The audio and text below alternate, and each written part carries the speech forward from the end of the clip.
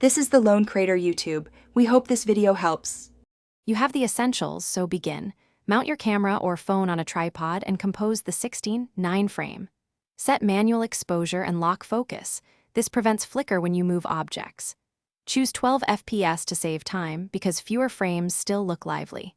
Lay out the first 10 positions and label them 0, 1, 10. This makes image order foolproof. Once done, take a test run of 5 frames to confirm framing, lighting, and motion direction before committing to the full shoot. You now enter the detailed execution.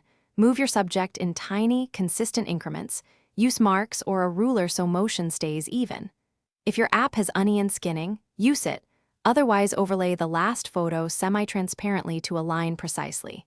Make each move, capture, and confirm the frame number.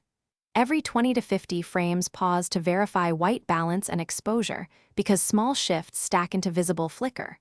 Once you have a sequence, quickly play it back at the chosen FPS. You're ready to compile. Import the numbered images into video software and set the timeline to the frame rate you shot at.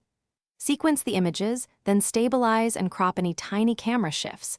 This preserves continuity. Add sound effects or a music track and render using H.264 MP4 for quick sharing. If you see flicker or jitter, make sure lighting was constant and the camera was secure. If problems persist, run a deflicker filter or relight and reshoot the affected section to fix it.